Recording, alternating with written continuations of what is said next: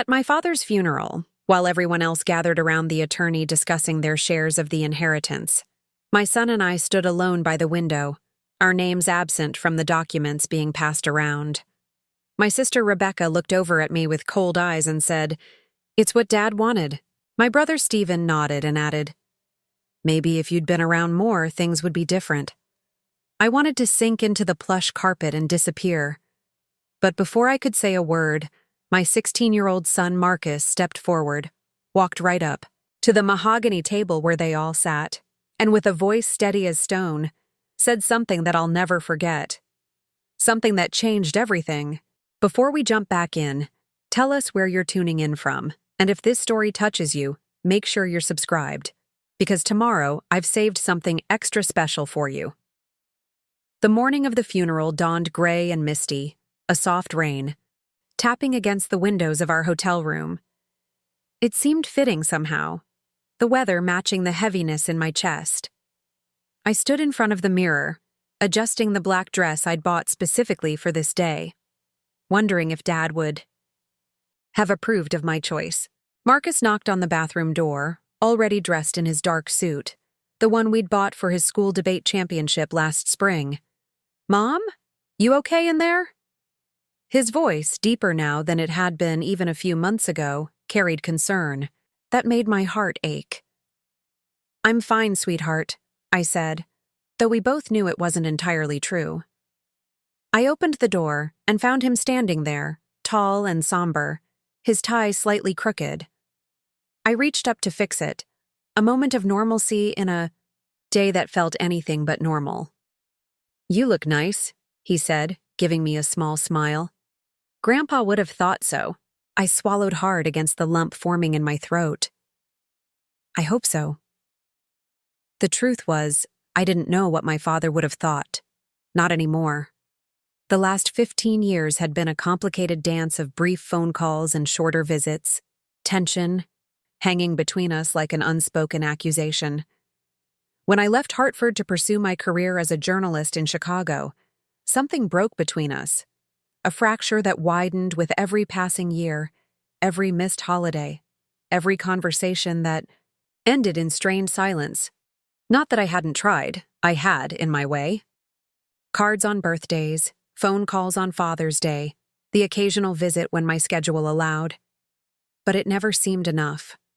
Not for him, not for Rebecca and Stephen, who had stayed, built their lives within miles of our childhood home, had Sunday, dinners with Dad every week, and made sure he was never alone for a holiday. "We should get going," Marcus said, checking his watch. "The service starts at 10. I nodded, gathering my purse and the small framed photo of Dad I'd brought along. One from before the argument started, before disappointment had carved lines into his face. In it, he smiled, one arm around me at my college graduation. I was beaming, full of dreams about changing the world through my words. He was proud then, before everything changed. The drive to the funeral home was quiet, raindrops racing each other down the windows as Marcus navigated the familiar streets of my hometown. So much had changed in 15 years, and yet so much remained exactly as I remembered. The same coffee shop on the corner of Maple and 3rd, the park where Dad used to take us for Sunday picnics, the library where I'd discovered my love of stories. "Did you finish your article?" Marcus asked, breaking the silence. I nodded. I'd been working on a piece about refugees in Syria, had spent months gathering interviews, fact-checking, pushing for it to be a cover story. My editor had finally approved it just days before we got the call about Dad. Submitted it before we left. It should run next week. "Grandpa would have been proud," Marcus said, eyes fixed on the road ahead. "It's important work." I glanced at him, wondering how he could be so certain of what my father would have thought when I myself had never been sure. But that was Marcus, always believing the best of people, always finding bridges where others saw only chasms. The parking lot of Evergreen Funeral Home was already filling with cars when we arrived. I recognized some, Rebecca's silver, SUV, Stephen's black sedan, a few vehicles belonging to Dad's golf buddies and neighbors. As we stepped out into the drizzle, I felt the familiar tightening in my chest that came with family gatherings. The knowledge that I was the outsider, the one who left, the one who chose a different path. "Ready?" Marcus asked, offering his arm. I took it, drawing strength from his solid presence beside me. As I'll ever be. The funeral home was awash in the scent of lilies and the hushed conversations of mourners. Family photos had been arranged on easels. Dad coaching Stephen's Little League team, Dad walking Rebecca down the aisle, Dad holding his grandchildren from my siblings' marriages. There were fewer of me, and almost none from the past decade. Just one from Marcus's 13th birthday when we'd flown in for the weekend. A stiff, formal pose that captured none of the tension that had filled that visit. I spotted Rebecca, first, standing near the guest book, accepting condolences with practiced grace. Her husband Thomas stood beside her, one hand protectively at the small of her back. Their children, Emma and Joshua, now teenagers themselves, hovered nearby in uncomfortable formal wear. Stephen was by the flowers, deep in conversation with Pastor Williams, his wife Lindsay nodding along, their young twins fidgeting in, their seats in the front row. Taking a deep breath, I guided Marcus toward Rebecca. Better to get the initial greetings over with. Preparing and narrating this story took us a lot of time. So if you are enjoying it, subscribe to our channel. It means a lot to us. Now back to the story. "Diana," Rebecca said when she saw me, my name falling from her lips like something foreign, something that didn't quite belong in this place of family grief. No warmth, no relief at seeing me, just acknowledgement that I had arrived as expected. "Rebecca," I replied, leaning in for an awkward embrace that was more formality than comfort. "I'm so sorry." She nodded, her perfectly highlighted hair not moving an inch. "We didn't know if you'd make it, your schedule being what it is." The subtle dig wasn't lost on me, but I let it slide. Today wasn't about our history. "Of course I came. He was my father, too." Her eyes flickered briefly, something unreadable passing through them. "Yes. Well, the service is about to start. We're sitting in the front row." I wasn't sure if it was an invitation or simply information, but I nodded and steered Marcus toward the chapel. Stephen caught my eye as we passed, giving a curt nod before returning to his conversation. No words, not even my name. Just acknowledgement of my existence and nothing more. The service itself was lovely, if such a word can be applied to the ritual of saying goodbye. Pastor Williams spoke of Dad's dedication to his community, his love for his family, his passion for gardening and baseball. People stood to share memories. The neighbor whose driveway Dad had shoveled every winter for 20 years, a colleague from the accounting firm where he'd worked until retirement, Rebecca sharing a story about how Dad had sat through every one of her dance recitals without complaint. When it was Stephen's turn, he spoke of fishing trips and the way Dad had taught him patience, not just with the rod and reel, but with life. "He showed me what it meant to be present," Stephen said, his voice thick with emotion.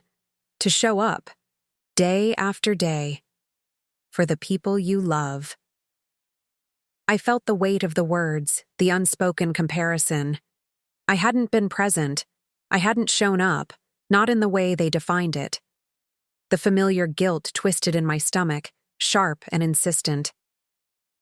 Marcus reached over and squeezed my hand as if he could read my thoughts. When I glanced at him, he gave me a small smile of reassurance. He knew our story, the complicated relationship between his grandfather and me, the choices I'd made, the career I'd built, the life we'd created together far from Hartford. He knew, too, how much I'd tried to reconcile with Dad in recent years.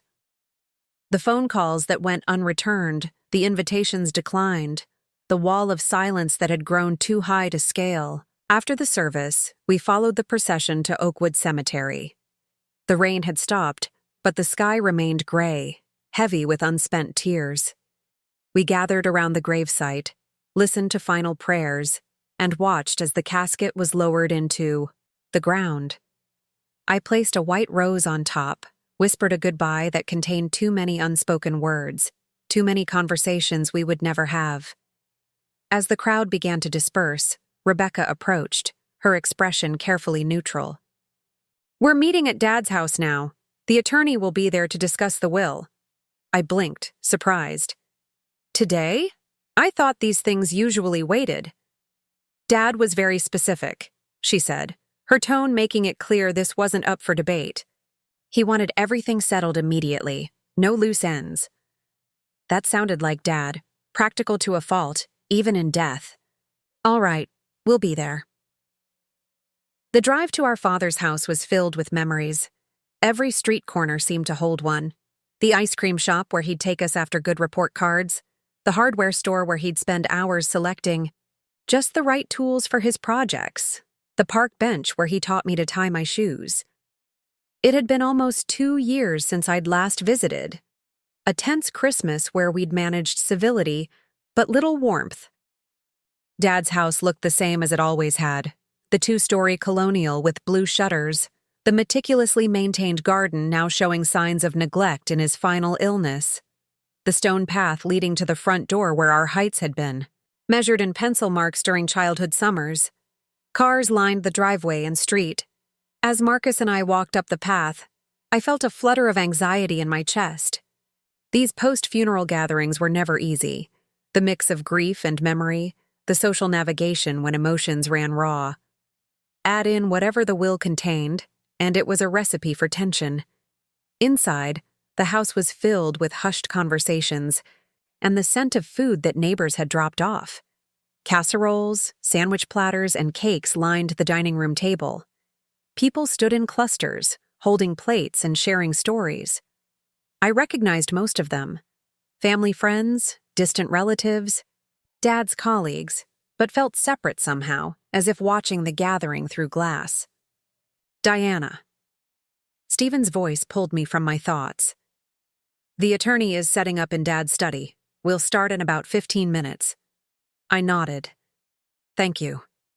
He hesitated, looking like he might say something more, but then simply turned and walked away, back to where Lindsay was arranging cookies on a tray. Marcus touched my elbow. "I'm going to get some water. Do you want anything?"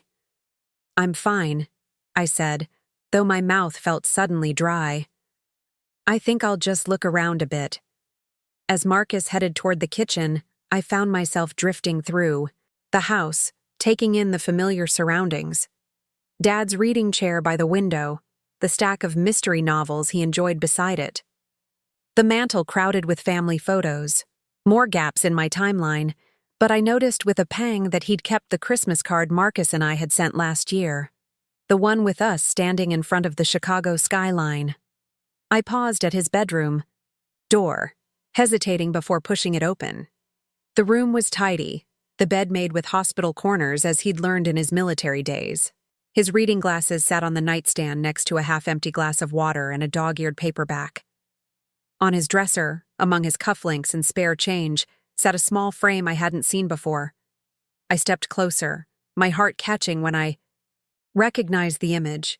It was from one of Marcus's debate competitions 2 years ago. I'd emailed it to Dad, not knowing if he'd even open the attachment. But here it was, printed and framed, my son in his formal wear holding a trophy, beaming with pride. Dad had kept it, displayed it among his personal things. The realization sent a complicated wave of emotions through me. Sadness, regret, a flicker of hope that perhaps the distance between us hadn't been as vast as I'd believed.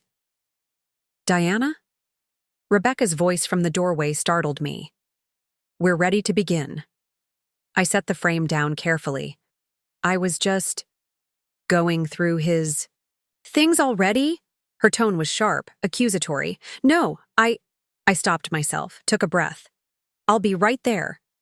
Dad's study had always been his sanctuary, a place of leather-bound books and the lingering scent of pipe tobacco, though he'd given up smoking years ago. Now it was crowded with family members, Rebecca and Thomas, Stephen and Lindsay, Aunt Meredith, Dad's only sister, and a few cousins who lived nearby. Marcus had saved me a seat near the window, away from the large mahogany desk where a thin man in a gray suit was arranging papers. "This is Mr. Harrington," Rebecca explained. To the room. "Dad's attorney for the past 20 years. Mr. Harrington nodded in greeting. "Thank you all for gathering today. As Mrs. Wilson mentioned, your father was adamant that his affairs be put in order promptly. I know this is an unusual time to address such matters, but I'm simply honoring his wishes." He cleared his throat, put on a pair of reading glasses, and began reviewing the document before him. The last will and testament of Edward James Wilson is fairly straightforward. After funeral expenses, he has divided his estate as follows. I listened as Mr. Harrington detailed bequests to various charities: the local food bank, the Veterans Association, the library where Dad had volunteered after retirement. Then came the family distributions.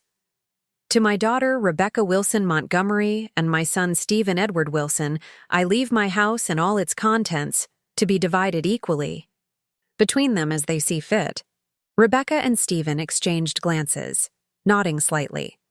Additionally, to Rebecca and Stephen, I leave my financial investments, retirement accounts, and insurance policies also to be divided equally between them. The approximate total value is $875,000. A murmur went through the room. Dad had always been frugal, but this was more than most had expected. Mr. Harrington continued reading, detailing specific items for various family members. Aunt Meredith would receive Mom's jewelry collection. Cousins were gifted family heirlooms with sentimental value. I waited for my name, for some mention of Marcus, but as Mr. Harrington flipped to the next page and began discussing the terms for liquidating certain assets, I realized with growing disbelief that we had been excluded entirely. "Excuse me," I said, my voice sounding distant to my own ears. Is there anything else?" Mr. Harrington looked up, blinked owlishly behind his glasses. "I'm sorry?" "For Diana," Rebecca clarified, her tone making it clear she already knew the answer. "Is there anything for Diana or her son?" The attorney shuffled through his papers, though it seemed more a formality than a genuine search. "No, I'm afraid not. Mr. Wilson was very specific about the distribution of his assets." The room fell silent. I felt every eye turn toward me, some with pity, others with something that looked uncomfortably like satisfaction. The blood rushed to my face, a burning heat of humiliation and shock. Dad had cut us out completely. Not even a memento, not even a mention. "There must be some mistake," I said, my voice barely above a whisper. Stephen cleared his throat. "There's no mistake, Diana. Dad was of sound mind when he made these arrangements. But why would he—" "You know why," Rebecca interjected, her voice cold. "You left. You chose your career over family. You barely visited, even when he was sick." "That's not fair," I said, feeling the familiar defensiveness rise. "I had commitments, deadlines. I called whenever I could. I tried to make it work." "Tried isn't the same as doing," Stephen said. "We were here, every day, through everything." The room felt suddenly too small, too hot. I could feel tears threatening, the burning behind my eyes that I refused to let show. Not here, not in front of them. "It's what Dad wanted," Rebecca said with finality, echoing her earlier words from the funeral home. I looked at Marcus, who sat perfectly still beside me, his expression unreadable. I wanted to shield him from this, from the public humiliation of being deemed unworthy by his own grandfather. I wanted to grab his hand and flee, escape back to Chicago where we belonged, where we had built a life that didn't require validation from people who had never tried to understand our choices. But before I could move, Marcus stood up. The sudden movement drew every eye in the room. He straightened his tie, the same methodical adjustment I'd seen before his debates, and walked with calm, measured steps to the center of the study, directly in front of Mr. Harrington's desk. The room fell completely silent. Even Mr. Harrington seemed frozen, papers half raised in his hands. Marcus looked around the room, making eye contact with each person. Rebecca, Stephen, the cousins, Aunt Meredith. His gaze was steady, unflinching. When he finally spoke, his voice carried that same unwavering confidence he showed in his debate competitions, the conviction of someone who knew exactly what needed to be said. "Thank you, Mr. Harrington, for handling my grandfather's affairs." The attorney blinked, clearly surprised at being addressed by the teenager. "You're welcome, young man?" Marcus nodded, then turned to face the room again. "I'd like to say something, if that's all right." No one objected. Perhaps they were too stunned by his composure, or simply curious about what this excluded grandson might have to say. "I know this isn't a traditional time for speeches," he began, "but today isn't a traditional day by any measure." He paused, his hands clasped loosely in front of him. "First, I want to express my condolences to everyone here. We've all lost someone important, someone who shaped our lives in different ways." Rebecca shifted uncomfortably in her seat. Stephen's brow furrowed slightly. "I didn't know my grandfather as well as many of you did," Marcus continued. "Our time together was limited to visits and phone calls, moments captured in photographs rather than daily interactions. But I did know him. I knew he loved baseball and mystery novels. I knew he could identify any bird that landed in his garden. I knew his laugh, that deep rumble that seemed to come from somewhere ancient and joyful. I watched him, pride swelling in my chest even as confusion clouded my thoughts. Where was he going with this? "What I've learned today," Marcus said, "is that my grandfather made a choice about his possessions, his material legacy. That was his right, and I respect it completely." A murmur rippled through the room. This was clearly not what anyone had expected. "But I want to thank him for what he did leave me," Marcus continued, his voice growing stronger. "Something far more valuable than money or property." Rebecca and Stephen exchanged puzzled glances. "My grandfather left me his stories, the ones he told when we visited, about growing up during harder times, about meeting my grandmother, about the war and what it taught him about humanity. He left me his principles, his belief in hard work, in standing by your convictions even when they're unpopular, in finding beauty in small moments." Marcus turned slightly, looking directly at a photograph of Dad on the bookshelf. "And most importantly, he left me his connection to my mother." I felt my breath catch in my throat. Every time he looked at me, I could see him searching for her in my face. I could see how much he loved her, even through their differences, even through the years and miles that separated them. That love, complicated and imperfect as it was, is my real inheritance. And it's worth more than anything written in that document. Tears welled in my eyes, impossible to hold back now. I saw Rebecca look down at her hands, Stephen's jaw tighten. "So, while I won't be receiving any material possessions today," Marcus said, "I'm leaving with the wealth of his character, his stories, and his love, which, if I understand correctly what my grandfather always taught about value, makes me remarkably rich indeed." He paused, looking around the silent room once more. "That's all I wanted to say. Thank you for listening." And with that, he returned to his seat beside me, taking my hand and giving it a gentle squeeze. The room remained utterly still, as if a spell had been cast that no one dared break.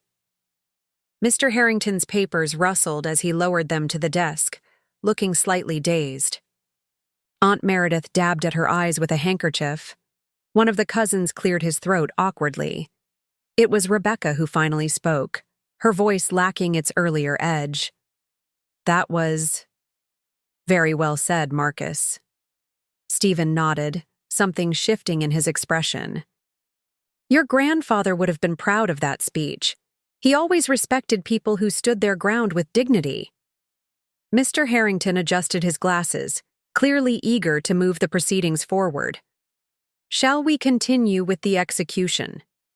Details? But something had changed in the room, a subtle but undeniable shift in the atmosphere. As the attorney resumed his dry recitation of legal terms, I noticed Rebecca watching Marcus with a thoughtful expression. Stephen's defensive posture had relaxed slightly. They hadn't expected this, not the composure, not the gratitude, not the refusal to be diminished by exclusion. In that moment, I realized what Marcus had done. He hadn't just saved face for us. He had transformed what was meant as a final rejection into something completely different. He had claimed an inheritance that couldn't be written into a will or disputed in probate court. And in doing so, he had shown everyone in that room exactly who he was, who we were. Not bitter outsiders, not victims, but people who understood that true value transcended bank accounts and property deeds. As the meeting concluded and people began to disperse, I sat still, overwhelmed by a complex mixture of emotions. Pride in my son, lingering hurt at my father's decision, and something else I couldn't quite name. A sense of release, perhaps. The realization that we didn't need validation from a legal document to know our worth in this family. Marcus leaned over, his voice low. "You okay, Mom?" I nodded, squeezing his hand. "More than okay. I'm in awe of you." He shrugged, suddenly just a teenager again, slightly embarrassed by the praise. I just said what seemed true. And that was Marcus, always cutting through complication to find the essential truth, the thing that mattered most. A quality I'd tried to instill in him, a quality that Dad, for all our differences, would have deeply respected. As we prepared to leave the study, Aunt Meredith approached us, her lined face solemn. "Diana, dear," she said, taking my hands in hers, "your boy is remarkable." Edward would have been moved by his words today. "Thank you," I said, grateful for the small kindness. "He reminds me of you at that age," she added with a sad smile. Brave enough to speak his mind, even in difficult moments. Before I could respond, Stephen appeared beside us. "The caterers brought coffee and dessert to the living room," he said, his tone more subdued than before. "You'll stay, won't you? People would like to talk with you." It wasn't quite an apology, not quite a reconciliation, but it was an opening, a small crack in the wall that had stood between us for so long. "We'll stay," I said, meeting his gaze. Directly. "Thank you." As we moved toward the living room, Marcus walked ahead with one of the cousins who'd struck up a conversation about college applications. I lingered in the hallway, taking a moment to collect myself. The family photographs lining the wall seemed to watch me. Snapshots of birthdays and holidays, graduations and weddings, the visual timeline of the Wilson family history. Rebecca emerged from the study, pausing when she saw me. For a long moment, we simply looked at each other, sisters who had become almost strangers over the years of distance and resentment. "Marcus is an exceptional young man," she finally said. "You've raised him well." "Thank you," I replied, the words feeling inadequate but sincere. She hesitated, then added, "Dad kept every article you published. Did you know that? He had a subscription to your magazine, even though he complained about how liberal it was." I hadn't known. The revelation landed like a gentle blow to the chest. "No, He never mentioned it." "He was complicated," Rebecca said with a sigh. "Proud? Stubborn, like someone else I know." A ghost of a smile touched her lips. "Runs in the family," I acknowledged, feeling the weight of 15 years of miscommunication and missed opportunities. Rebecca glanced toward the living room, where Marcus was now helping distribute coffee cups. "He has Dad's moral compass. And your courage." She turned back to me. The will was written 3 years ago, Diana. Before your last visits. Before Marcus started calling him regularly. I think things might have been different if there had been more time. I nodded, unable to speak around the lump in my throat. It didn't change what had happened today, but somehow it eased the sharp edges of the hurt. We should join the others, Rebecca said, gesturing toward the living room. But as I moved to pass her, she surprised me by reaching out, her hand touching my arm briefly. I'm glad you came home, Diana. Even under these circumstances. It wasn't everything. It wasn't the resolution of years of complicated family dynamics. But as we walked together into the living room, where Marcus was now engaged in animated conversation with Stephen about baseball statistics, I felt something shift inside me, a loosening of the knot that had sat heavy in my chest since we'd received the call about Dad's passing. The inheritance had been denied, but something more valuable had been offered in its place. A chance, perhaps. A beginning, rather than an ending. All because my son had found exactly the right words when I had none, had transformed a moment of rejection into an affirmation of what truly mattered. As the afternoon wore on, the formal atmosphere gradually relaxed. Stories about Dad flowed more freely, not just the reverent remembrances of the funeral, but real stories with humor and honesty. The time he got lost on a family camping trip, and refused to admit it until they ended up at the wrong lake. His terrible singing voice that didn't stop him from performing enthusiastic renditions of Elvis songs while gardening. The way he could fall asleep in his chair mid-conversation and wake up without missing a beat. For the first time in years, I found myself sharing memories too. The treasure hunts he created for our birthdays. The secret handshake he invented. Just for us. The way he taught me to drive in empty parking lots because he was too nervous for actual roads. Small stories that had been buried under layers of distance and disagreement, unearthed now in this unexpected moment of family reconnection. Marcus moved easily among relatives who had been strangers to him just hours before, listening intently to their stories, asking questions, building bridges across years of absence. I watched him, this remarkable person I'd raised, finding his place in the family narrative with grace and openness. As the day began to fade into evening and guests started to depart, I found myself standing once again by the window in Dad's study, looking out at the garden where he'd spent so many peaceful hours. The shock of the will had faded somewhat, replaced by a complex mix of sadness, acceptance, and unexpected hope. A soft knock on the open door turned my attention away from the garden. Stephen stood there, holding 2 mugs of tea. "Thought you might want this," he said, offering one to me. "It's getting chilly." I accepted the mug with a grateful nod. "Thanks." He came to stand beside me at the window, both of us looking out at the familiar view. "I used to watch Dad from this window," he said after a moment, "working in that garden for hours. Never really understood the appeal until I bought my own house, started growing tomatoes." I smiled slightly.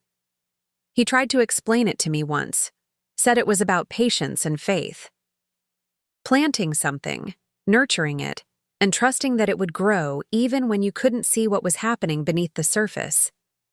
Stephen nodded, sipping his tea. Sounds like him. The silence between us wasn't comfortable exactly, but it wasn't the strained tension of earlier either. "I want you to know," Stephen finally said, his voice careful, measured, "that the will was his decision, not something Rebecca and I pushed for." "I believe you," I said, and found that I did. Dad had always made his own choices, for better or worse. "And I want you to know something else," he continued, turning to face me fully. "What Marcus said about value and inheritance, it reminded me of something Dad used to tell us when we were kids. Remember how he'd say the most valuable things can't be put in a bank?" I did remember.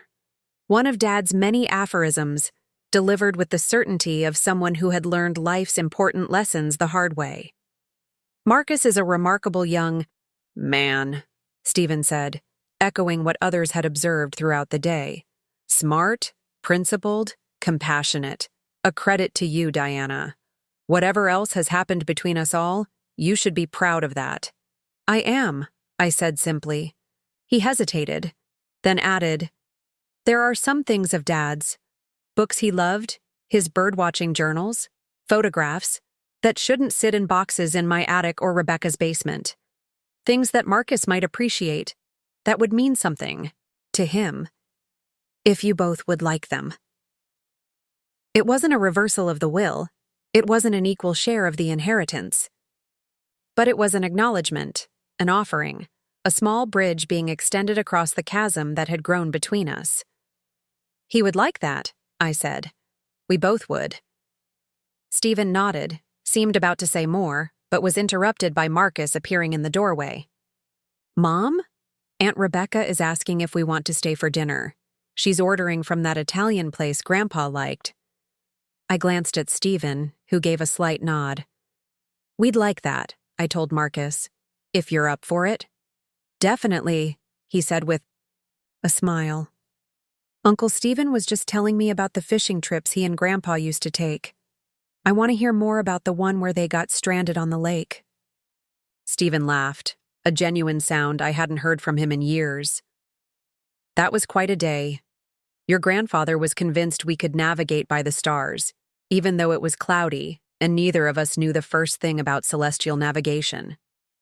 As they walked out together, continuing the story, I lingered a moment longer in the study, looking at the photograph of Dad on his bookshelf. The complicated, stubborn, loving man who had raised me, pushed me away, and perhaps, in his own way, had been trying to find his way back. I miss you, Dad, I whispered to the empty room. Even with everything, I miss you. I thought of what Marcus had said, about the real inheritance being love, stories, connections. Perhaps he was right. Perhaps in some unexpected way, Dad's final decision had created an opening for something new to grow between all of us. Not the reconciliation I might have wished for with him, but maybe a different kind of healing for those of us left behind. Carrying my tea, I followed the sound of voices to the kitchen, where Rebecca was showing Marcus Dad's collection of refrigerator magnets from every state he'd visited. Stephen was on the phone ordering dinner, while his twins played a card game at the table with Lindsay. It wasn't perfect. It wasn't a fairy tale ending where all hurts were magically erased. But it was something real. A family finding its way through grief and old wounds toward something that might, with care and patience, grow into genuine connection.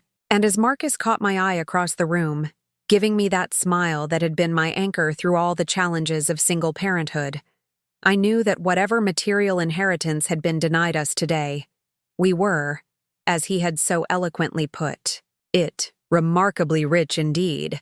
The next morning, as sunlight filtered through the curtains of our hotel room, I found myself awake before the alarm. Marcus still slept soundly in the adjacent bed, one arm thrown across his face, looking younger in sleep than his 16 years. I watched him for a moment. This remarkable person who had stood with such dignity in that study, who had transformed what could have been our lowest moment into something profound. Last night's dinner at Dad's house had stretched late into the evening. What began as an awkward obligation had gradually softened into something almost comfortable. Sharing stories about Dad, discovering connections that had been buried under years of distance and misunderstanding. The twins had taken to Marcus immediately, peppering him with questions about Chicago and begging him to show them videos of his debate competitions. Rebecca's husband, Thomas, usually reserved around me, had opened up about his own complicated relationship with his father, creating an unexpected moment of connection between us. As I slipped out of bed and moved quietly to make coffee in the room's small kitchenette, I thought about the strange journey of the past 24 hours. How we had arrived expecting one kind of closure and found ourselves instead at the beginning of something entirely different. My phone buzzed on the nightstand, a text from Rebecca. Cleaning out Dad's closet today. Found some things that might interest you both. Stop by anytime after 10? I typed back a quick confirmation, surprised and touched by this continued opening of doors that had long been closed between us. Mom? Marcus's sleepy voice came from the bed. What time is it? Just after 7, I replied, bringing him a cup of orange juice from the mini fridge. No rush today. He sat up, rubbing his eyes. Are we heading back to Chicago? I hesitated. Actually, Rebecca texted, she's found some things of Grandpa's she thinks we might want. I thought we could stop by before hitting the road. Marcus nodded, taking a sip of juice. That would be good.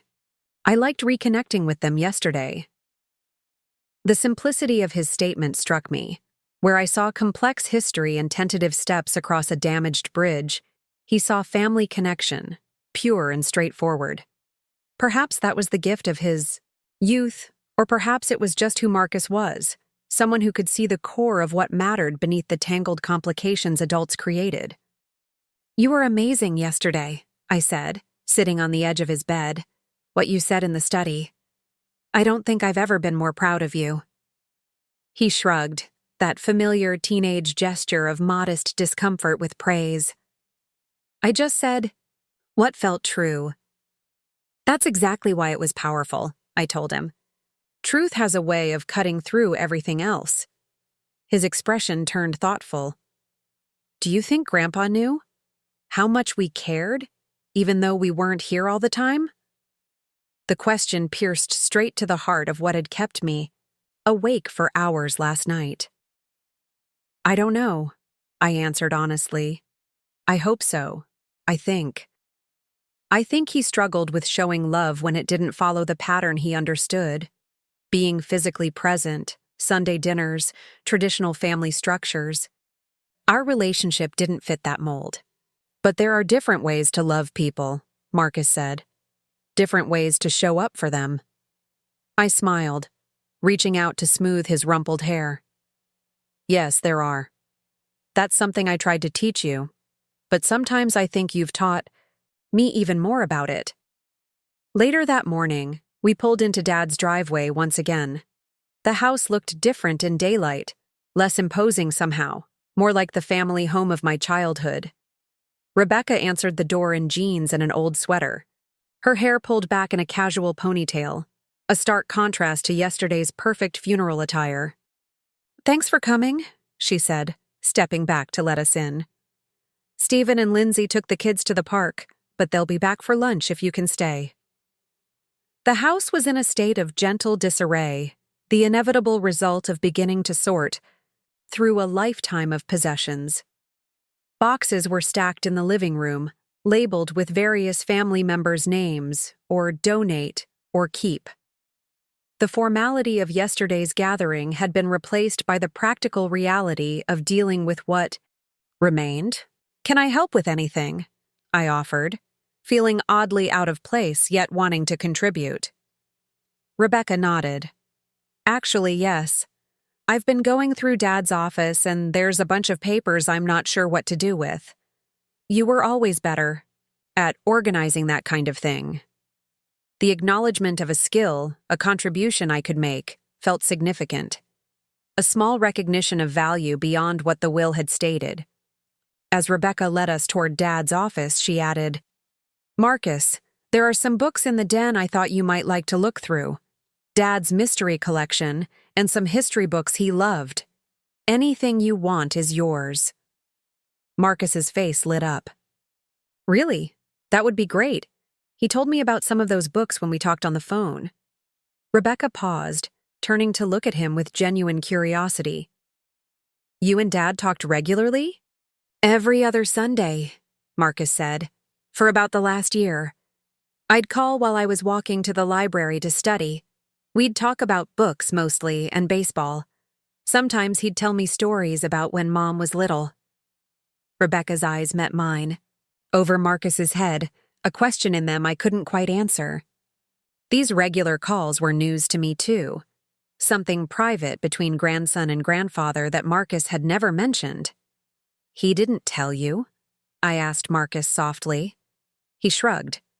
It wasn't a secret.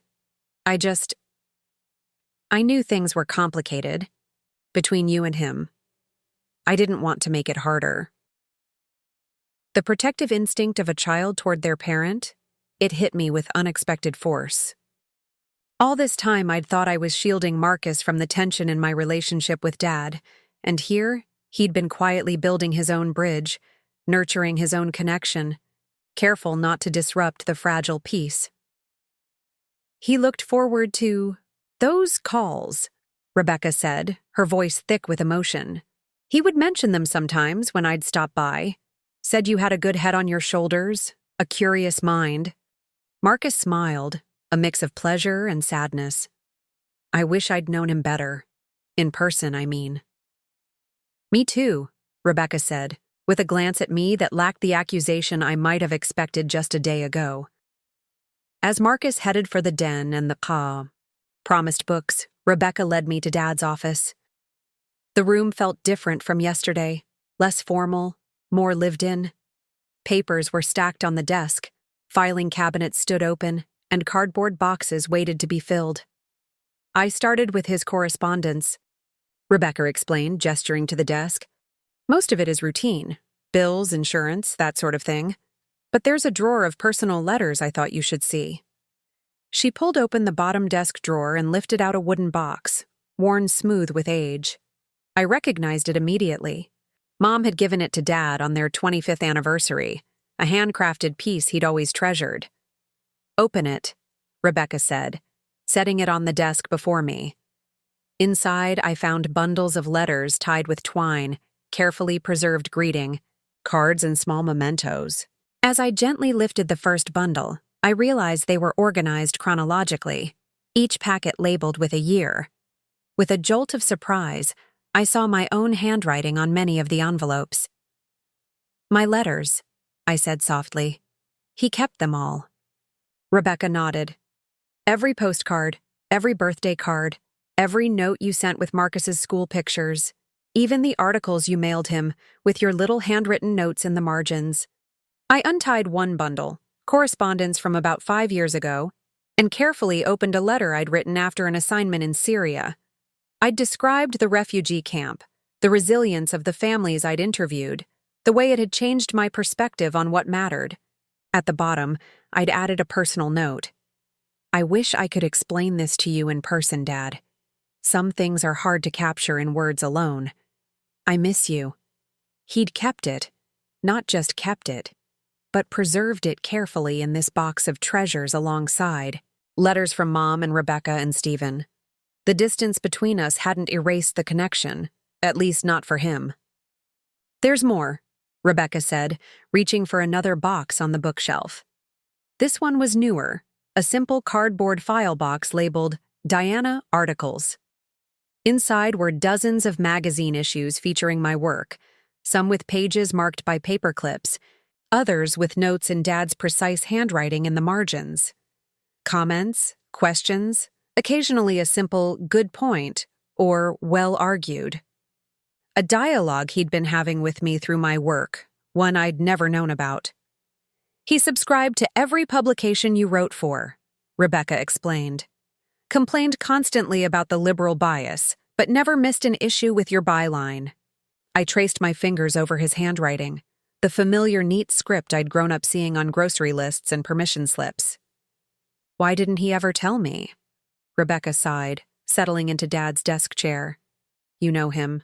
Pride, stubbornness, the feeling that you'd chosen a different world over ours.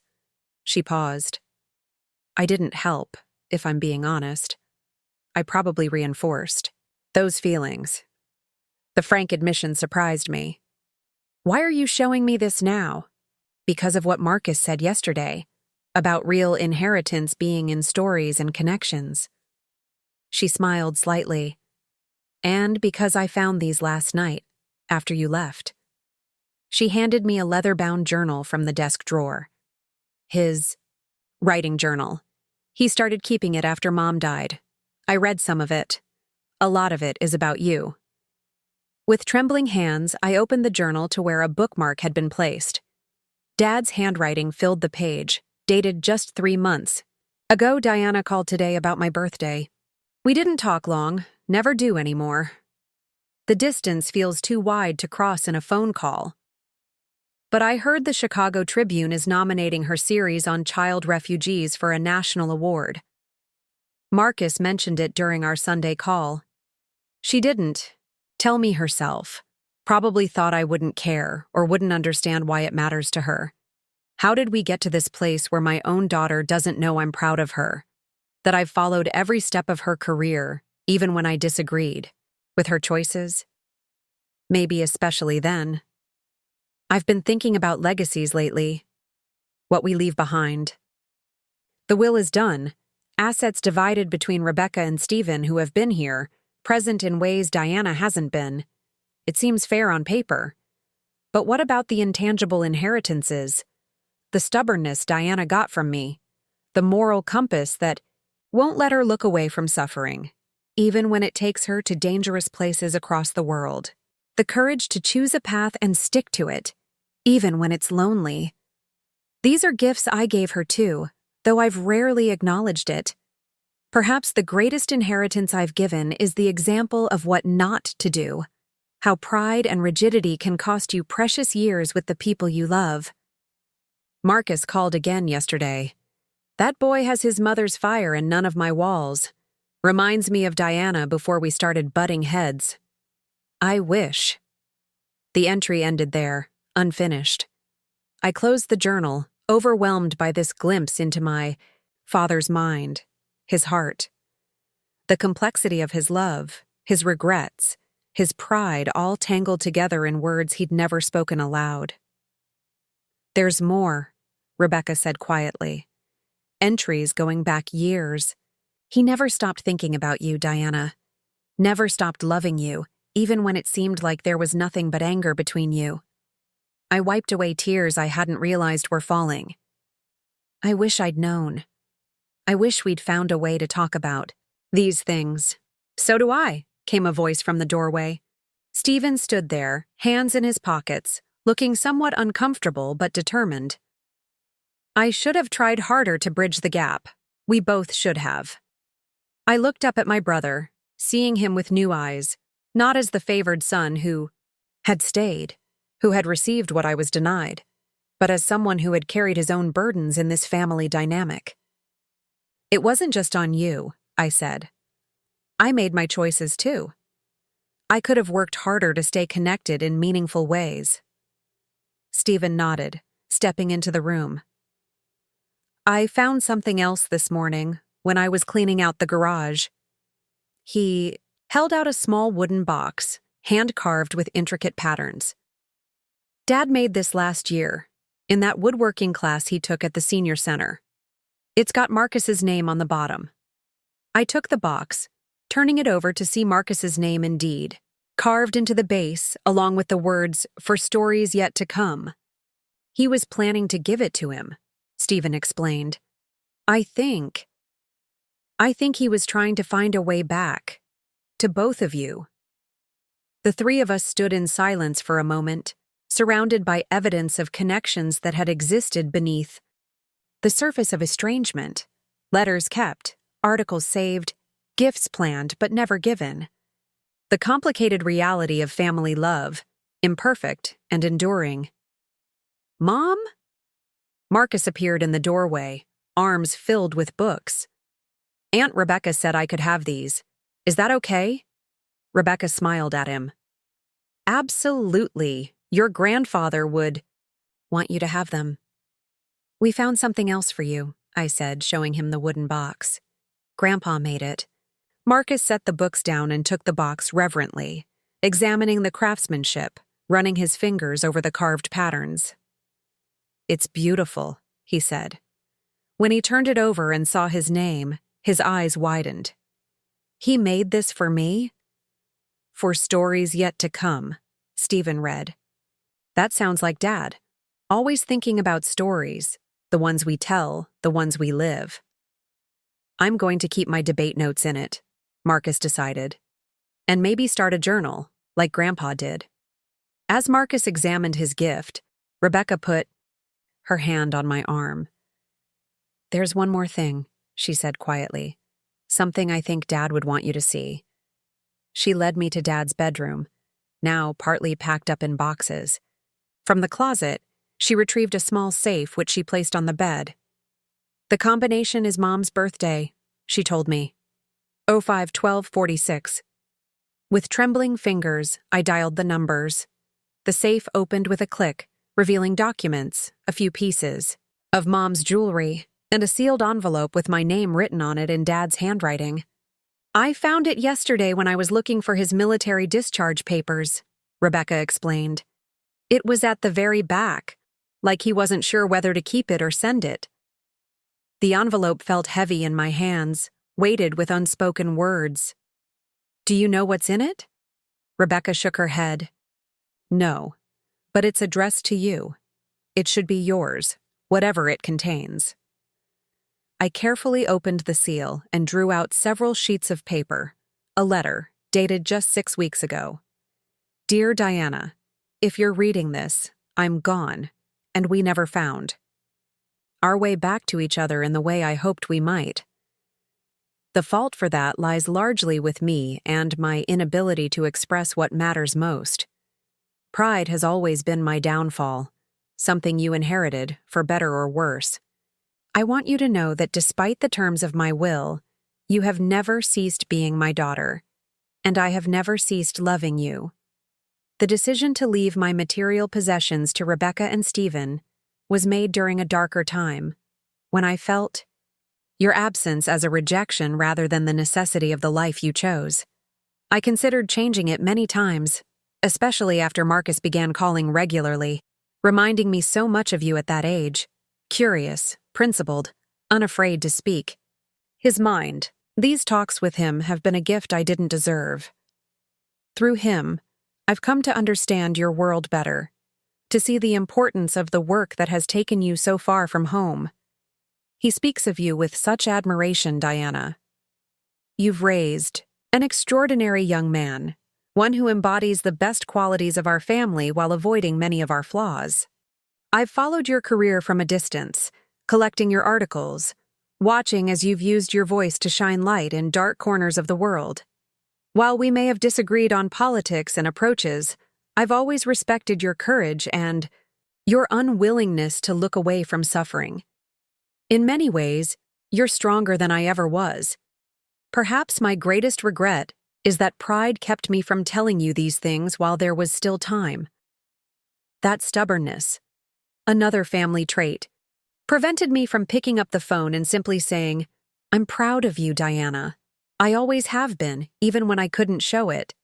If I could leave you a different kind of inheritance, it would be this: the knowledge that you were loved, imperfectly but completely, by a father who didn't know how to bridge the gap between his world and yours, and the hope that you won't repeat my mistakes, that you'll find ways to express love even across distances and differences. Your mother would be so proud of the woman you've become. I am too, though I've rarely found the words to tell you. With love, Dad." I sat on the edge of the bed, letter in hand, tears flowing freely now. The words he couldn't say in life, committed to paper in his final months. The acknowledgement and pride I had longed for, delivered too late for reconciliation, but perhaps not too late for healing. Rebecca sat beside me, her own eyes damp. "He loved you, Diana. In his way." "I know," I said softly. "I always knew, somewhere deep down. I just wished we could have found a way to talk about it." "We can't change the past," she said. "But maybe we can build something different going forward, for Marcus's sake, for all of us." I thought about the journals, the saved letters, the wooden box carved with care for a grandson who lived hundreds of miles away. The evidence of love that existed beneath the surface of estrangement. And now this letter, a final attempt to express what had gone unsaid for too long. "I'd like that," I said, meeting my sister's gaze directly. "Very much." When we returned to the office, we found Stephen and Marcus deep in conversation, looking through an old photo album. Marcus looked up as we entered, his expression brightening. Mom, Uncle Stephen says there's a box of your old debate trophies in the attic. Did you really win state championship 3 years in a row? I laughed, surprised that Stephen remembered that detail from our high school days. I did, though I'm shocked Dad kept those all these years. Kept them? Stephen raised an eyebrow. He displayed them in his office at work until he retired. Had them in a special case with a little plaque that said Diana Wilson, state champion. This new revelation landed softly, another piece of the complex puzzle that was my father's love. Public pride in my achievements, even as private reconnection eluded us. There's a lot we don't know about each other's relationships with Dad, Rebecca acknowledged. Maybe it's time we started sharing those stories instead of clinging to our separate versions. As the morning stretched into afternoon, that's exactly what we did. Over lunch in Dad's kitchen, sandwiches made from Rebecca's supplies, eaten off the familiar blue plates of my childhood, we began the slow process of reconstructing a more complete picture of Edward James Wilson. Not the perfect father of Rebecca's memories or the distant critic of mine, but a complex man who loved imperfectly, held grudges too long, yet kept every letter his distant daughter ever sent him. Marcus shared stories of their Sunday phone calls, how Dad would quiz him on the baseball statistics from the weekend games, how they had developed private jokes about the mystery novels they both read. Stephen recalled fishing trips where Dad had taught him patience, not just with fishing, but with life's disappointments.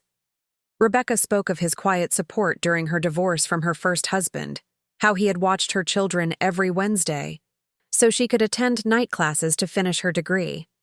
And I found myself sharing, too, the postcard Dad had sent when I won my first journalism award, simply signed, "Proud of you." The time he had driven 8 hours to Chicago when I was hospitalized with pneumonia, only to turn around and drive back once he knew I was recovering, unwilling to impose on what he saw as my separate life.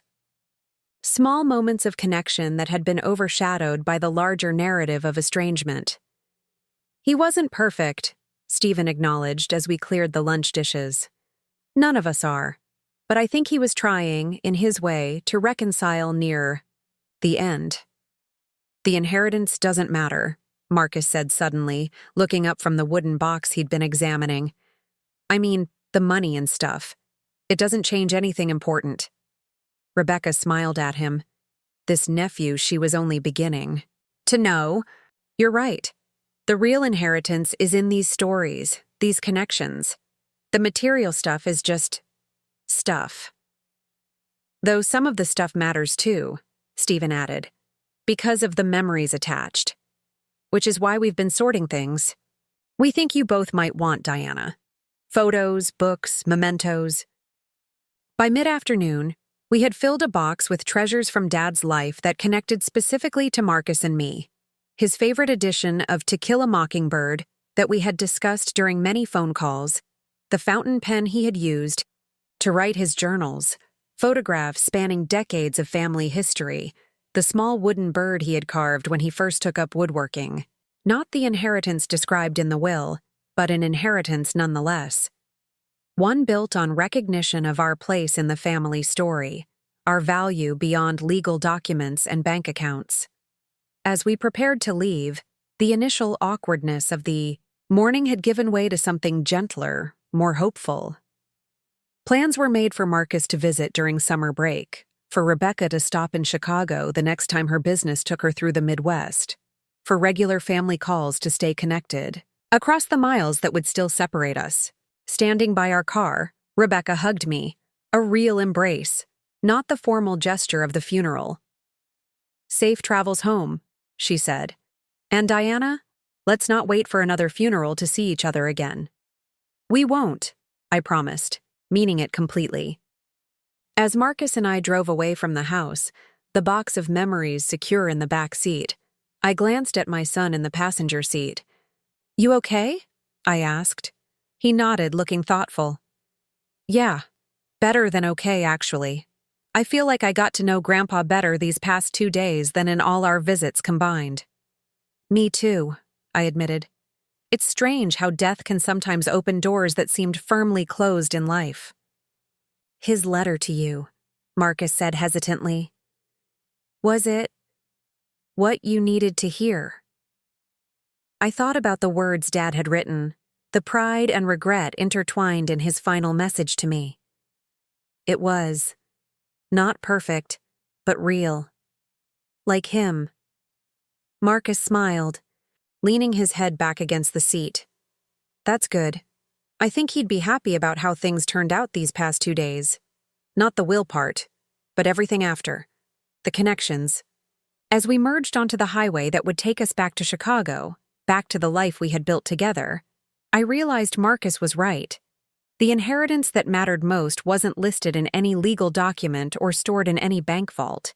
It lived in the stories we had shared, the memories preserved, the understanding that had begun to grow between family members long estranged, and in the quiet wisdom of my remarkable son, who had somehow known exactly what to say to transform rejection into the beginning of healing, not just for himself, but for all of us.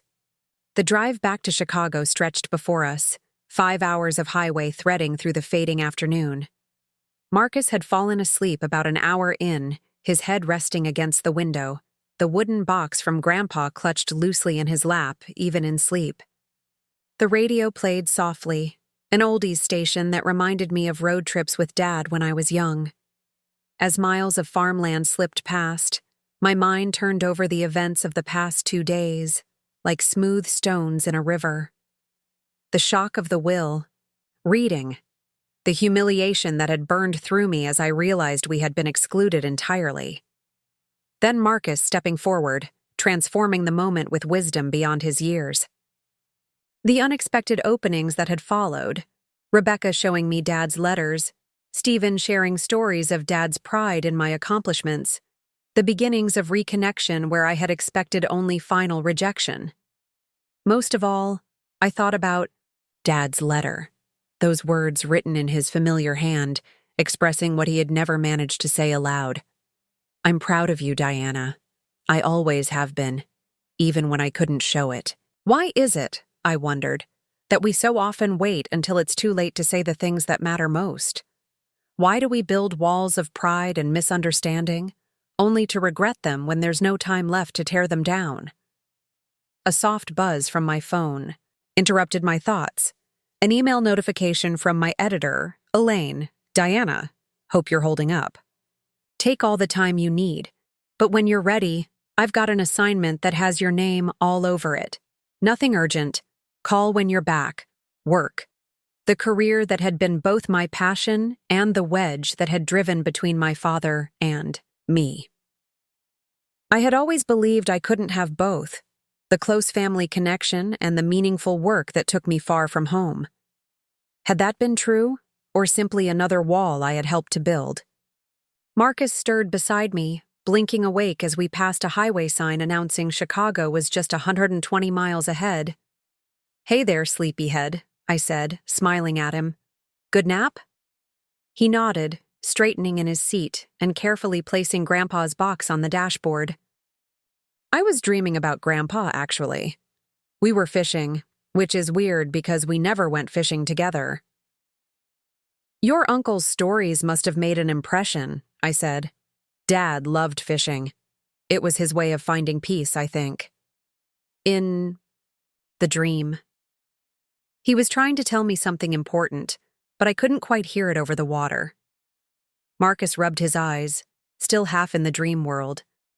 But I knew it was something good, something he wanted me to remember. The simple observation touched something deep in me. Even in dreams, Marcus was finding connection with the grandfather he had barely known in life. "What do you think he would have wanted to tell you?" I asked. Marcus considered this, looking out at the landscape rushing past. "I think maybe that it's never too late to try again, to build something new." He glanced at me. "That's what we're doing with Aunt Rebecca and Uncle Stephen, right? Building something new?" "Yes," I agreed, touched by his perception. "That's exactly what we're doing." "I'm glad," he said simply. They're the only extended family I have. It feels important." The statement hung in the air between us. Marcus had grown up without the large family network most children take for granted. No grandparents nearby for weekend visits, no cousins for holiday gatherings, no aunts and uncles to cheer at school events. Just the two of us, making our way together, building our own small but mighty family unit. I had never regretted the life we'd created together. Chicago had given us opportunities we wouldn't have found in Hartford, a top-tier education for Marcus, a career I believed in for me, a diverse community of friends who had become our chosen family. But I had sometimes wondered if Marcus felt the lack of extended family connections, if he silently wished for what other children had. "Has that bothered you?" I asked carefully. "Not having much family around while growing up?" He thought about this, taking his time as he always did with important questions. "Sometimes," he finally admitted, "especially around holidays, or when kids at school would talk about vacations with grandparents or cousins. But it wasn't something I dwelled on. We've always had each other, and that's been enough." "You never complained," I observed. He shrugged. What would have been the point? I knew the situation with Grandpa was complicated. I didn't want to make you feel bad about something that couldn't be changed. His consideration for my feelings struck me anew. How many times had this child protected me when I should have been the one protecting him? How often had he shouldered burdens silently to spare me additional pain or guilt? "You know," I said carefully, "just because I had a complicated relationship with my parents doesn't mean you have to limit your connection with that side of the family. If you want to build stronger relationships with Rebecca and Stephen and their kids, I'll support that completely." Marcus looked at me with those perceptive eyes that always seemed to see straight through to the heart of things. "Only if you're part of it too, Mom. I don't want connections that exclude you. That's not what family should be about." The simple wisdom of his statement caught me off guard. Not what family should be about. Wasn't that exactly what Dad's will had done? Created divisions, reinforced exclusions, perpetuated the very estrangement it supposedly punished? "When did you get so wise?" I asked, reaching over to squeeze his hand briefly before returning mine to the steering wheel. "Must have gotten it from my mom," he replied with a small smile. "She's pretty smart about most things."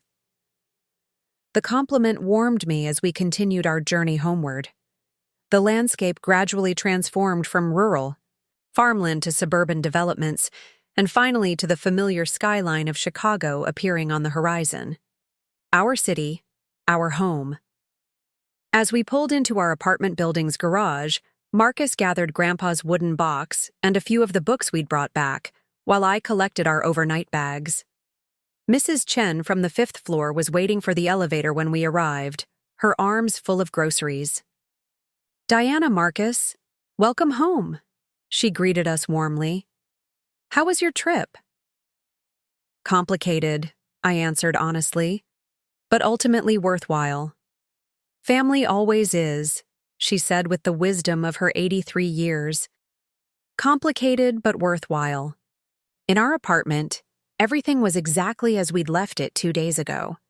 Mail piled on the counter, Marcus's debate research spread across the dining table, my half-finished article notes on my desk.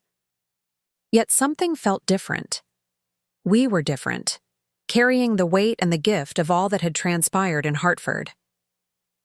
"I'm going to call Elaine back," I told Marcus as he headed toward his room with his treasures from Grandpa. "Then maybe we could order from that Thai place you like for dinner?" "Sounds perfect," he agreed. "I have a history paper to finish anyway." In my small home office, I dialed Elaine's number, expecting to leave a voicemail on a Saturday evening. To my surprise, she picked up on the second ring. "Diana," she said, her voice warm with genuine concern. "How are you holding up?" "I'm okay," I told her, suddenly realizing it was true. "It's been educational. Not what I expected." "Funerals rarely are," she replied. "Listen, I don't want to push work on you at a time like this, but I mentioned in my email there's something I thought you'd be perfect for. I saw that. What's the assignment? We're doing a special issue on family estrangement and reconciliation, the social factors driving record numbers of family rifts, but also the paths people are finding back to each other. The research shows a significant uptick in both estrangement and in people actively working to repair family bonds. The coincidence of the timing was almost eerie. And you want me to write about this? You have a personal connection to the topic, she said carefully, which I know can be both an advantage and a challenge. But your ability to find the humanity in complex social issues is exactly what this piece needs. No pressure, though. If it hits too close to home right now, I completely understand. I swiveled in my chair to look at the framed photos on my desk. Marcus at his debate championship, the two of us hiking in Wisconsin last summer, and now, placed among them, the old photograph of Dad and me at my college graduation that I'd brought back from Hartford. Actually, I said slowly, I think this might be perfect timing. I have some new perspectives on the topic. That's great, but only if you're sure, Elaine said. Deadline would be in 3 weeks.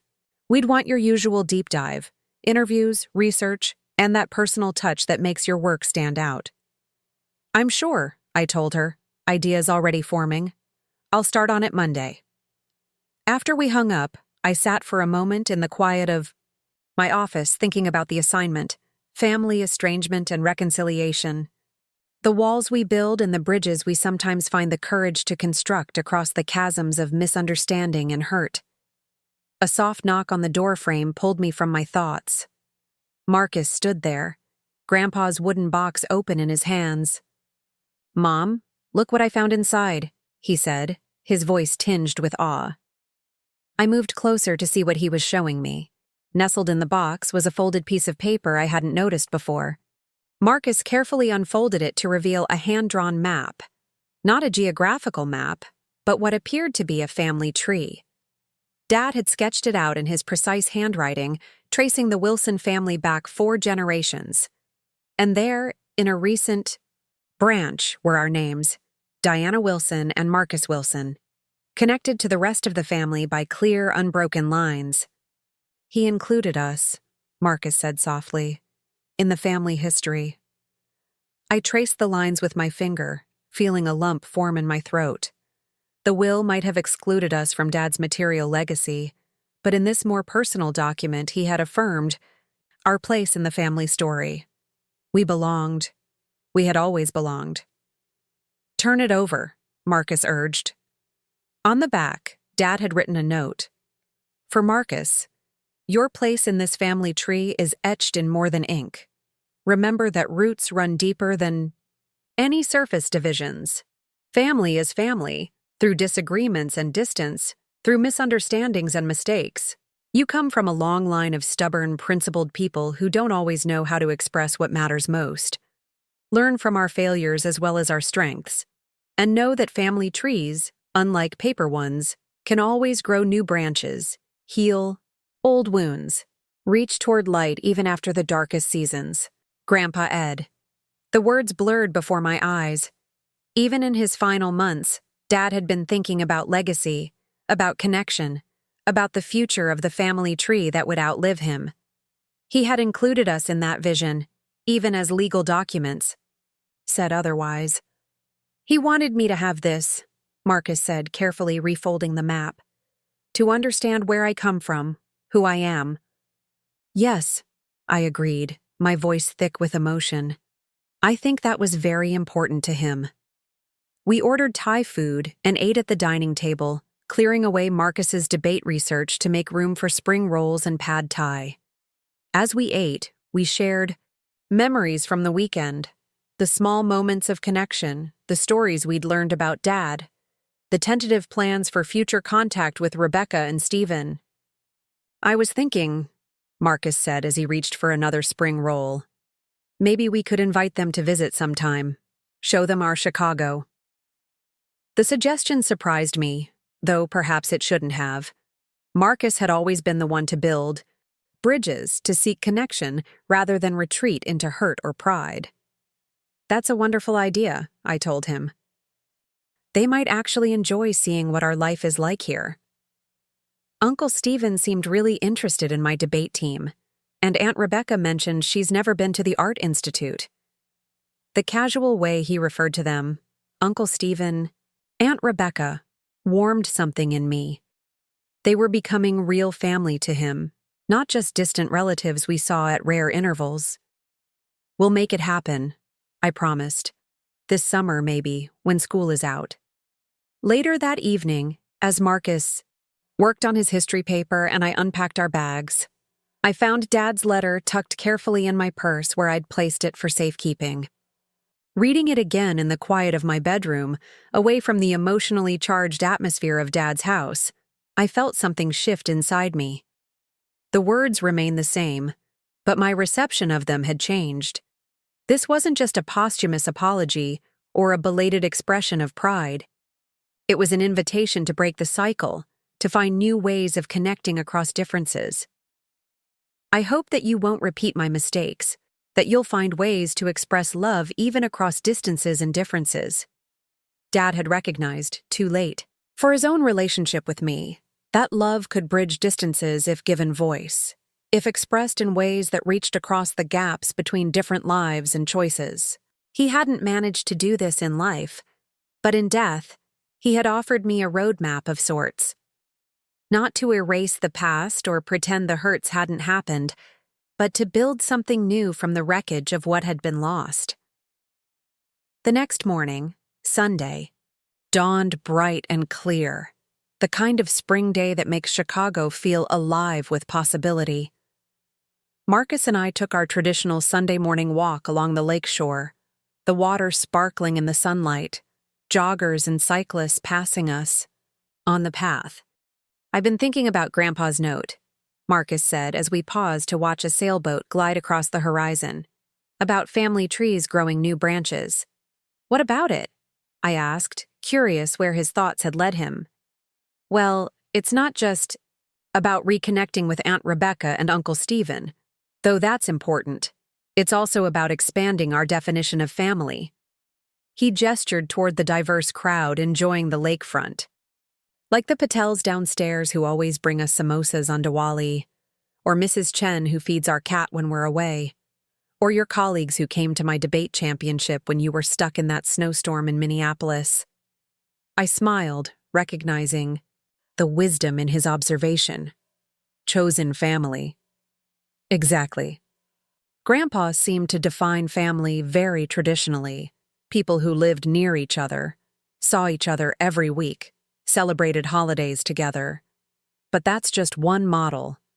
We've built something different, but it's still family. As we continued our walk, I thought about how much Dad had missed by holding so rigidly to his definition of family connection. He had measured my love by my physical presence, my adherence to traditional patterns of family interaction. In doing so, he had missed the love that was expressed in different ways, in phone calls made from foreign countries, in articles, sent with personal notes, in a grandson raised to know his heritage even from a distance. "You know what I think the real inheritance is?" I said, as we turned to head back toward our apartment. "Not the house or the money or even the mementos we brought back." "What then?" Marcus asked. "The chance to do better. To learn from the mistakes of the past without being defined by them. To take what was valuable in Dad's life, his principles, his resilience, his capacity for love, however imperfectly expressed, and build on those qualities while leaving behind the rigidity and pride that caused so much pain." Marcus nodded thoughtfully. "That's why what happened at the will reading doesn't really matter in the end. The inheritance worth having can't be written into legal documents." "Exactly." I put my arm around his shoulders as we walked, marveling at how this boy, nearly a man now, had grasped what had taken me decades to understand. And you, Marcus Wilson, are the living embodiment of that inheritance. The best of what our family has to offer, without the worst of what held us back. He ducked his head, embarrassed as teenagers always are by parental praise, but I caught the small smile that played at the corners of his mouth. When we returned home, Marcus retreated to his room to finish homework, while I settled at my desk to begin research for the article on family estrangement. As I organized my notes and started outlining possible interview subjects, my phone buzzed with a text message from Rebecca. "Found more photos you might want. We'll mail them this week. The kids are asking when they can visit Chicago. Maybe this summer." I smiled at the synchronicity. She had been thinking along the same lines as Marcus. I texted back, "We were just talking about inviting you all to visit. Summer would be perfect. Marcus would love to show his cousins around." Her response came quickly. "It's a plan then. Stephen and Lindsay might come too, if that's not too much family at once." Too much family. The phrase that would have seemed ironic just days ago now filled me with unexpected warmth. I texted back, "The more the merrier. Our home is open to all of you, and I meant it. Our apartment wasn't large, but we could make it work. Air mattresses in the living room, perhaps. A hotel room nearby for Stephen and Lindsay." The logistics were less important than the symbolism of opening our home, our Chicago life, to the family that had felt so distant for so long. As I set down my phone and turned back to my notes, I realized there was one more piece to this article I hadn't yet considered: my own story. Not just as background context for my interest in the topic, but as a case study in how estrangement and reconciliation work in real families, with real people who are flawed and loving and complicated all at once. I created a new document and began to write, the words flowing easily. "When my father died, he left me nothing, and everything. Excluded from his will, but included in ways I'm only beginning to understand, I found myself standing at a crossroads of anger and healing, resentment and grace. It was my 16-year-old son who showed me which path to take, with wisdom that transcended his years and a simple statement that transformed how we all viewed the concept of inheritance." Hours later, I emerged from the writing flow to find Marcus at the door to my office, 2 mugs of tea in his hands. "Thought you might need this," he said, placing one on my desk. "You've been working for hours." I stretched, realizing how long I'd been hunched over my keyboard. "Thanks.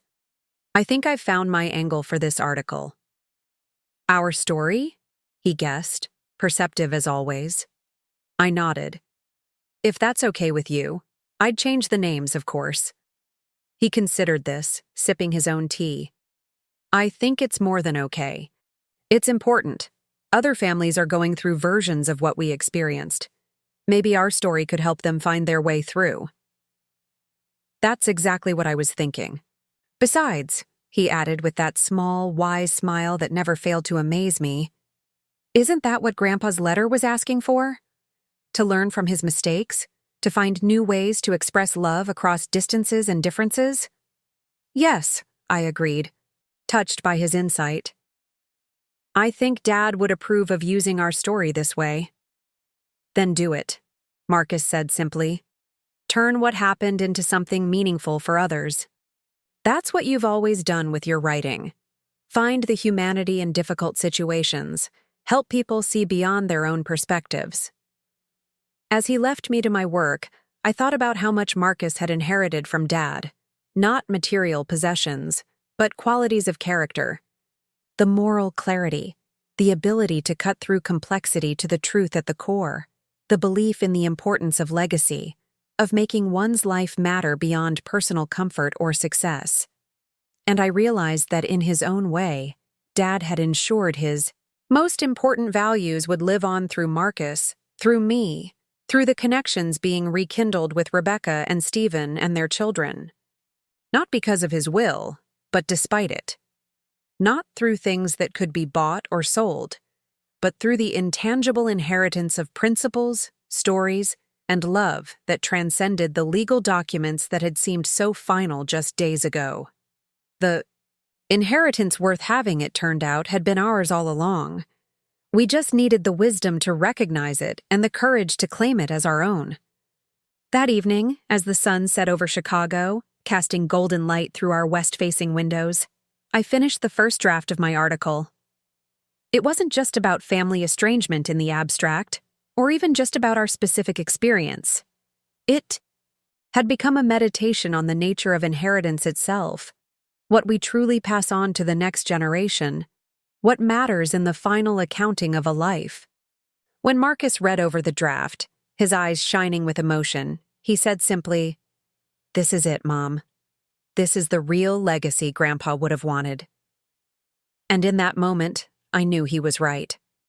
The memorial that would honor Dad best wasn't a granite headstone or a legal document dividing property. It was this, a story of imperfect love and belated understanding, of bridges built across chasms of misunderstanding, of a grandson who had the wisdom to see beyond rejection to the love that had always been there, waiting to be claimed. The inheritance that truly mattered couldn't be denied by any will or legal proceeding. It lived in us, in the choices we would make going forward, in the new branches of the family tree that would grow stronger with each passing season. 3 months after the funeral, our apartment buzzed with activity as I made a final sweep through the living room, straightening pillows and clearing away the morning's coffee cups. Marcus was in the kitchen arranging a platter of fresh fruit, humming along to the music playing from his phone. Through the open window, Chicago's summer heat poured in, along with the distant sounds of Saturday traffic and children playing in the park across the street. "They just texted," Marcus called out. "They're about 15 minutes away. Traffic from the airport wasn't as bad as they expected." A flutter of nervous excitement passed through me. Perfect. That gives us just enough time to finish setting up. Today marked a milestone I couldn't have imagined during those tense moments in Dad's study when the will was read. Rebecca, Stephen, and their families were coming to visit us in Chicago for the weekend. Our first extended family gathering since the funeral, and the first time any of them had seen our home, our life, our world. The past 3 months had unfolded in ways I never could have predicted. What began with weekly phone calls to Rebecca and occasional texts with Stephen had blossomed into regular family Zoom sessions where the cousins got to know each other, shared interests in books and music, made plans for this visit. Marcus had formed a particularly strong bond with Rebecca's son Joshua, who shared his passion for debate and social justice. My article on family estrangement and reconciliation had been published last month to an overwhelming response. Hundreds of emails and comments from readers who saw their own struggles reflected in our story, who found hope in our journey toward healing. Elaine had called it some of my best work, and there were whispers about journalism award nominations. "Do you think they'll like it here?" Marcus asked, appearing in the doorway with the fruit platter perfectly arranged. "It's so different from Hartford." "That's part of what makes it special," I replied, taking the platter and placing it on the coffee table. "They'll see the life we've built, understand better why this place matters to us." He nodded, glancing around our apartment with fresh eyes, perhaps seeing it as our visitors would. The cozy living room with bookshelves lining every wall, art, collected from my overseas assignments, the large windows that flooded the space with light. The small balcony overlooking the park where we had our morning coffee. The kitchen with its collection of global spices and cookbooks. Not grand or imposing like Dad's colonial house in Hartford, but unmistakably ours. A home built around words and ideas, around the life of the mind that we both valued. "I put fresh towels in the guest bathroom," I said, mentally checking. "Off items from my list. And the air mattress is set up in your room for Joshua. And I changed the sheets in your office for Emma," Marcus confirmed. "Everything's ready." The buzzer sounded, sending a jolt of adrenaline through me. They were early. "Deep breath," Marcus said with a smile, echoing the phrase I'd used to calm his pre-debate nerves countless times. "We've got this." As he went to buzz them in, I took that deep breath, centering myself in this moment that had once seemed impossible. Not just Rebecca and Stephen visiting, but me genuinely looking forward to their arrival, eager to show them our Chicago, to build new memories untainted by old resentments. The elevator dinged down the hall, followed by the sound of multiple voices and footsteps approaching our door. Then they were there, Rebecca, Thomas, and Emma, followed by Stephen, Lindsay, and Joshua, all carrying overnight bags and looking slightly disoriented in new surroundings. "Welcome to Chicago," I said, stepping back to usher them inside. "Welcome to our home." What followed was the beautiful chaos of family arrival. Hugs exchanged, bags deposited in corners, exclamations over the view from our windows, questions about the neighborhood and plans for the weekend. The awkwardness I had feared dissolved almost immediately as Marcus gave the cousins a tour of the apartment, pointing out favorite books and mementos, while I showed Rebecca and Stephen to the kitchen for cold drinks after their journey. "It's lovely, Diana," Rebecca said, accepting a glass of iced tea and glancing around the apartment with genuine appreciation. "I see why you love it here. There's so much life and character." "It feels like you," Stephen added, surprising me with his perception. "All these books, the photos from your assignments, the art from around the world. It's exactly the home I would have imagined you creating." The simple acknowledgement that my choice to build a different kind of life made sense, that it reflected who I truly was, meant more than I could express. For so long I had felt judged for leaving Hartford, for choosing a path that took me away from traditional family structures. To have Rebecca and Stephen here, seeing and appreciating the life I'd built, was a form of validation I hadn't realized I still needed. "Dad would have understood if he'd seen this," Rebecca said softly, as if reading my thoughts. "He might not have admitted it, but he would have seen how right this is for you." The mention of Dad brought a familiar pang, but without the sharp edge of regret that had accompanied it in the past. "I think you're right," I said. In his letter, he mentioned understanding my world better through Marcus's eyes. I wish he could have visited, seen it firsthand. "We're here in his place," Stephen said, his voice gruff with emotion, seeing what he couldn't bring himself to see, building what he couldn't bring himself to build. The moment was interrupted by laughter from down the hall, Marcus and the cousins discovering some shared joke or interest. The sound broke the heaviness of the moment, reminding us why we were really here. Not to dwell on the past, but to create something new for the future. "So," I said, clapping my hands together, "who's ready to see Chicago?" The weekend unfolded in a blur of activity. A Chicago-style pizza lunch at our favorite neighborhood joint, an afternoon at the Art Institute where I watched Emma's face light up before Monet's water lilies, an evening architectural boat tour along the Chicago River, where Joshua peppered the guide with questions about every building. Sunday morning found us at the farmer's market near our apartment, shopping for ingredients for the big family dinner we planned to cook together. Marcus moved confidently through the stalls, introducing his cousins to our regular vendors, explaining the differences between heirloom tomato varieties with the expertise of someone who had grown up visiting this market every weekend. "He's so at home here," Rebecca observed as we watched the children examining a display of fresh herbs. "So connected to this place." "This is his community," I explained. "The vendors know him by name, watch him grow up. Mrs. Kim at the Korean Banchan stall has been giving him extra kimchi since he was 10 because he's the only kid who ever appreciated her spiciest version." Rebecca laughed. "It's different from what we have in Hartford, but it's really beautiful, Diana. You've given him roots, just in a different kind of soil." Her understanding that community and belonging could take different forms, that our urban life was not lesser than their suburban one, just different, felt like a gift. The validation that had been withheld for so long now offered freely, with genuine admiration. Later that afternoon, our apartment filled with delicious aromas as we all worked together on dinner. Marcus teaching Joshua his secret sauce recipe, Emma arranging a stunning salad under Lindsay's guidance, Stephen and Thomas debating the perfect wine pairings.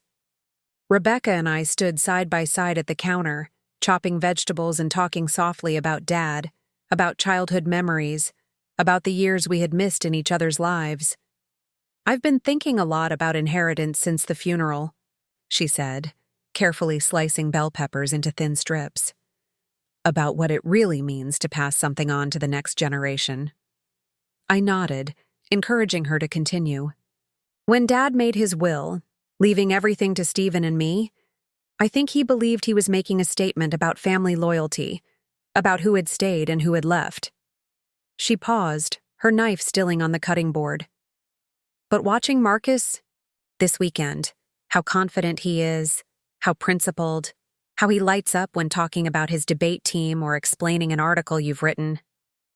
I can see that you gave him the most important parts of Dad, his moral clarity, his conviction, his ability to stand firm in what he believes." "With less of the stubbornness, I hope," I said with a small smile. Rebecca laughed. "Maybe a more flexible version of it. The point is, the material inheritance doesn't matter nearly as much as this living legacy. Marcus carries forward the best of the Wilson family, just in a new context. And that's because of you, Diana, because of how you raised him, even from a distance." Her words touched something deep inside me, a final healing of the wound that had been left by Dad's will. The acknowledgement that I hadn't failed as a daughter or as a mother by choosing a different path. That distance didn't equal disconnection, that the true inheritance had been passed along, just in ways that couldn't be recorded in legal documents. "Thank you for saying that," I said softly. "It means more than you know."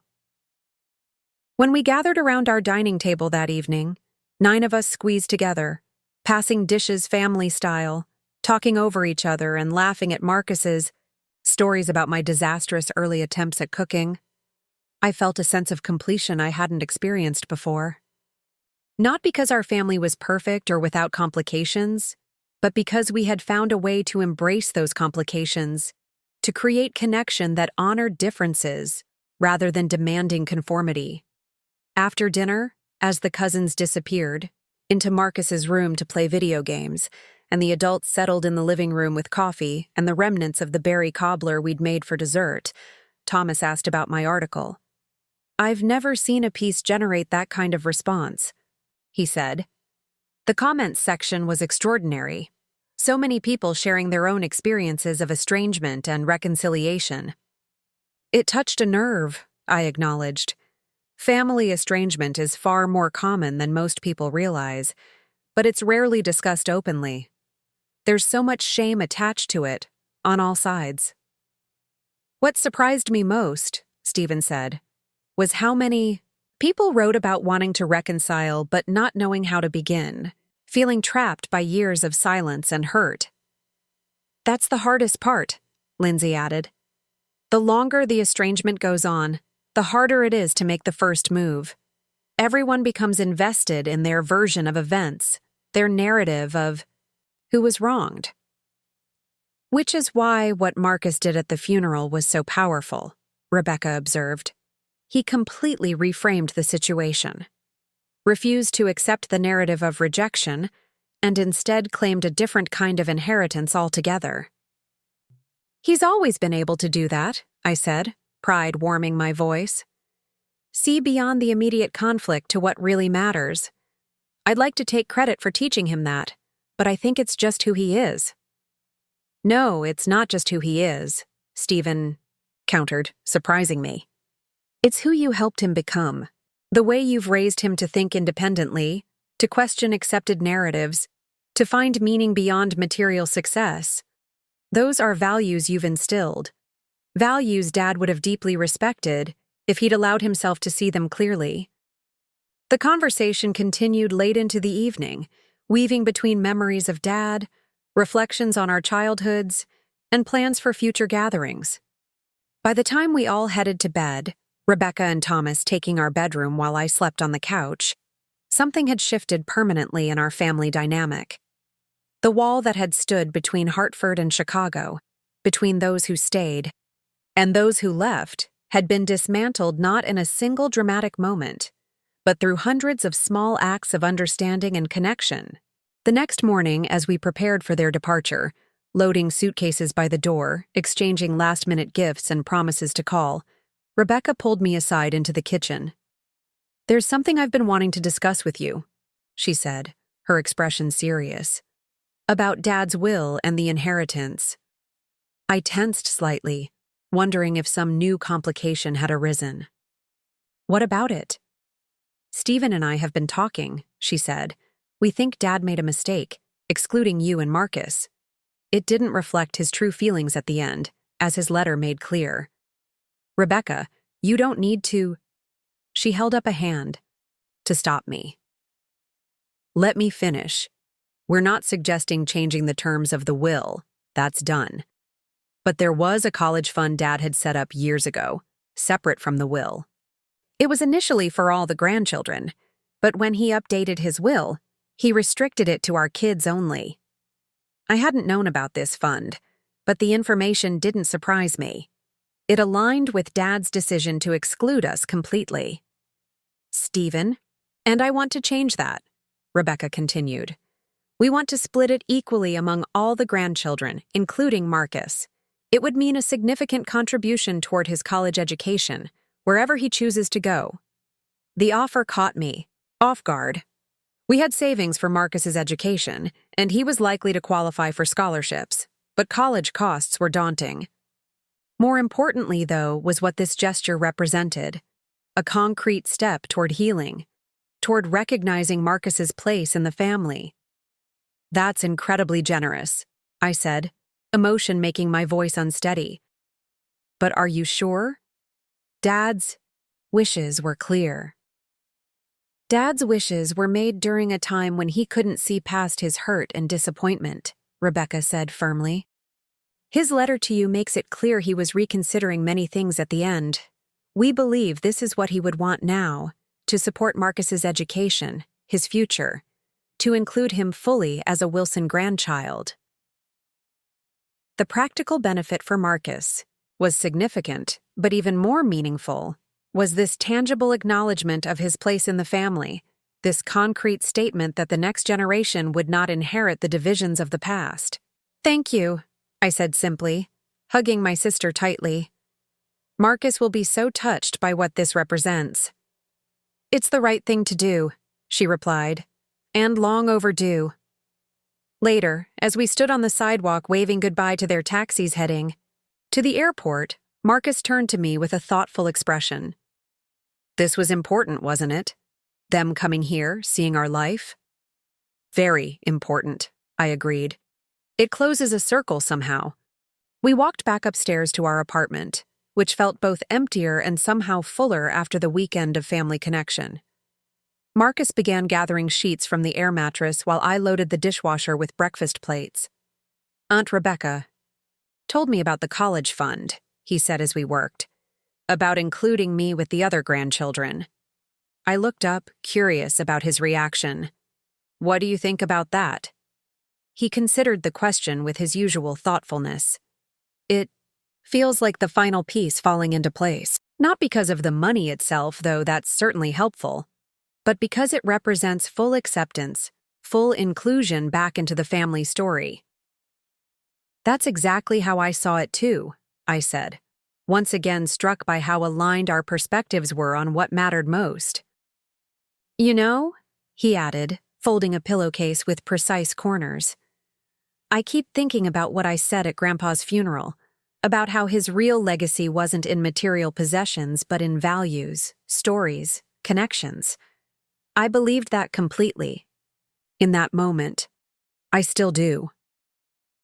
"But," I prompted, sensing there was more to his thought, "but I also see now that sometimes material gestures can carry powerful symbolic meaning."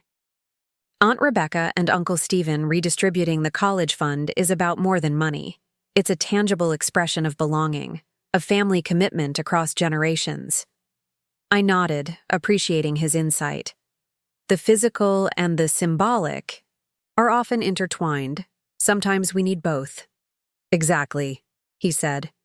"Which makes me even more grateful for what Grandpa left behind in his letter to you. in the wooden box he made for me, in the family tree he drew. Those physical objects contain the deeper inheritance he wanted to pass on, even if he couldn't fully express it while he was alive. As we finished cleaning up the apartment, returning it to its normal state while preserving the warmth of the weekend's connections, I thought about how far we had come since that painful moment in Dad's study. How a single act of exclusion had, against all expectations, opened the door to deeper inclusion. How Marcus's response to rejection had sown seeds of reconciliation that were still blooming in ways we couldn't have imagined. That evening, I sat at my desk to work on a new article, this one about how the younger generation often leads the way in healing family rifts, showing an emotional wisdom their elders sometimes lack. My editor had suggested it as a follow-up to the estrangement piece, which continued to generate discussion weeks after publication.